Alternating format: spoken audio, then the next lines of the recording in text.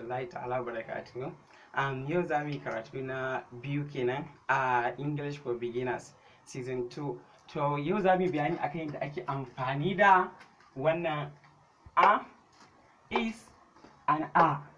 Da farko dai abin da za mu lura anan shine ita wannan a da ana amfani da ita da kalmar da sunan I ne kawai. I kawai ake sa ita in kuka duba ga table ɗinta nan. Ita kuma is ana amfani da ita da sunaye kamar haka she da he da kuma it. Su kaɗai ake amfani da su a pronoun da muke da su. Sai kuma a. Ita kuma a ita ma ana amfani da ita da sunaye uku shine they, we, and you. Ita ma kenan ana amfani da ita da sunaye uku. To yanzu za mu fasa su. A nan za mu fara creating yadda ake yin tambaya da yadda ake ba da amsa. Number one, mun ce ana amfani da ita da sunan I ne kawai. To anan shi yasa muka applying aka ce I am fine. I am fine means na lafiya. I am fine na lafiya. A positive statement kenan. Idan positive da negative da kuma interrogative statement. Positive shine kamar ka tambayi ka faɗa abu kamar in ce kana da biro ka ce eh kana da biro shine positive statement. Idan kuma negative statement ne shine ake cewa kamar kana da biro ka ce baka da shi wannan shine negative statement. Sai kuma interrogative statement shine wanda kamar in ce kana da in tambaye ka kana da biro to wannan tambayar ita ake kira da interrogative statement. Example positive statement I am fine. I am fine tunda mun ce wannan am din da I ake sa ta shi sa gashi nan ko na sa I am fine. Na lafiya positive statement. Sai negative statement I am not fine. I am not fine means bana lafiya. Sai interrogative statement shine am I late? I am late. I am late means kana tambaya ne akan shine ake kira da interrogative statement. Shin na makara? Shin na makara? A nan za ku ga me yasa ne red color.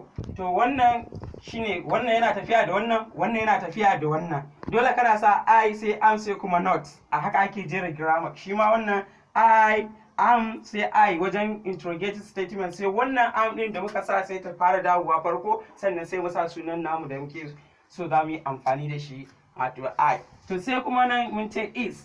Is ita kuma ita ma mun ce ana amfani da ita da mai sunan she, he da it ake amfani da ita. A nan ma na red color da kuma blue black. To a nan me example namu na positive statement da muna amfani da ita da sunaye uku shine he is fine. She is fine. Wato ma'ana tana lafiya. Say second example he is doing. He is doing means yana yi kamar an tambaye ka ne kana yana wani aiki sai ka ce eh yana yi. So say it is good. It is good means tana da kyau. Ku dinga kula fa za ku ga a inda na jera haka ake jera statement ka tashe shi har zuwa ɓangin da kake so. Sai sai negative statement wato ma'ana kishiyar wancan. Number one, she is not fine. She is not fine means ba ta lafiya ko kuma ba ta da lafiya. Sai second example shine he is not doing. He is not doing means baya yi kamar aiki ne ko wani abu. He is not doing means baya yi.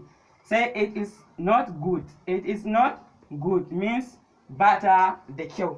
Bata da kyau. Negative statement already we say. Positive statement, negative statement. Sai kuma interrogative statement. Is he fine? Is he fine? Kun ga interrogative statement wajen tambaya kenan da ake amfani da su. Sai wannan is din ta fara placing ta dawo baya sai sunan kuma is he fine means shin tana lafiya? Shin tana lafiya? Sai kuma na saka ne example shi ma kamar inda muka dauko nan za ku ga duk iri ɗaya ne kawai yanda ake jujjuye grammar akai muku bayani. Is he doing? Is he mai doing? Nan mun ce he is doing. She is not doing. Baya yi nan kuma kana tambaye is he doing means yana yi yana yin aikin. So sai nan is it good? Is it good means shin tana da kyau kuwa? Calculator ce jaka ce kaje haka sai haka ce is it good? Shin tana da kyau kuwa? Sai yanda ake amfani da me a.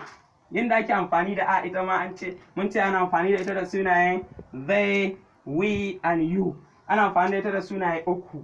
Su waɗannan sunayen su ne ake amfani da a. example shine nace they are helping.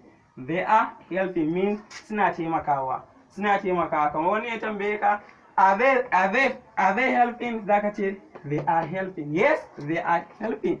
Suna taimakawa. We are fine. We are fine. Muna lafiya.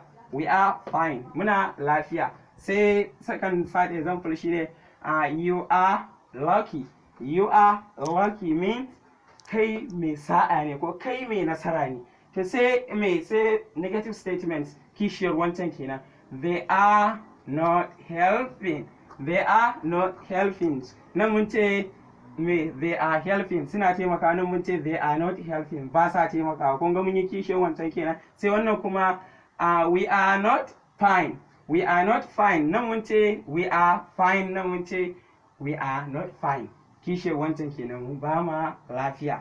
So ko kuma ba ma da lafiya. Sai na ƙarshe shine you are not lucky. Nan mun ce you are lucky. Sai nan kuma muka ce you are not lucky means kai ba mai sa'a bane ko kai ba mai nasara bane. Sai yadda muke interrogative statement ɗinsa shi ma kamar nan zamu replace ɗin wannan a ɗin da muka faɗa sai ta dawo baya, sannan sai mu sa duk sunan da muke so a cikin sunayen guda uku nan da muke amfani da su. Example, are they helping? Are they helping means shin suna taimakawa? Are they helping? Shin suna taimakawa? Sai second example, are we fine? Are we fine? Kamar kowa ya buye ne sai ka kwada kira ka ce are we fine? Shin kowa muna lafiya?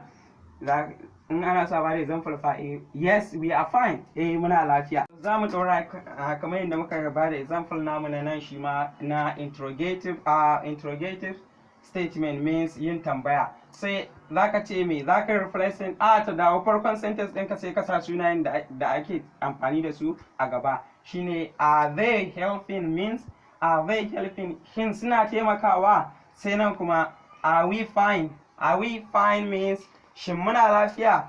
Sai nan are you lucky?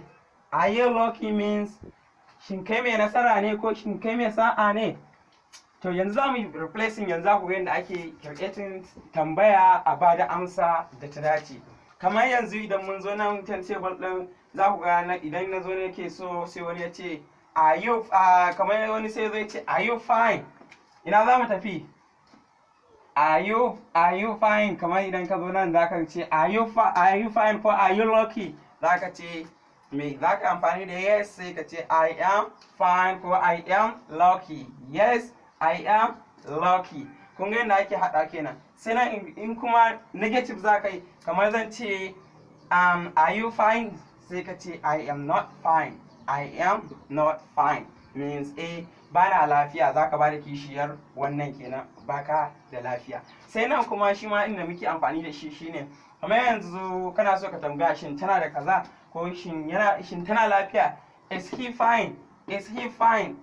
Is he fine means shin tana lafiya. Idan za ka ba da amsa za ka ce yes he is fine. Yes he is fine. Kun ga is simple. Idan kuma kana so ka ce a'a ba ta da lafiya za ka ce me no she is not fine. No he is not fine. A'a ba ta da lafiya. Sai kuma nan gashi nan shi ma example nashi za ka ce kana so ka tambayi shin wani yana na aikin. Is he doing? He is doing. Is he doing means shin yana yi kuwa. Za ka ce yes he is doing. Yana yi. To idan kuma ka je siyan jaka ne kana so ka tambaya shin tana da kyau. Za ka ce is it good? Is it good? Shin tana da kyau. Sai kai lasa shi kuma zai ce yes it is good. Ko kuma idan ba ta da kyau zai ce maka no it is not good. To okay haka dai kun ga idan kamar yadda kuka ga na faɗa nan to nan ma haka ne za ka ce are they helping? Yes they are helping. Are you okay? Yes I am okay. Duk dai gashi nan kace-kace da duk example ɗin kuka duba table za ku ga haka ake kirkira. Sannan duk ku bi ka'idar grammar za ku ga we are wajen negative kuma they are not.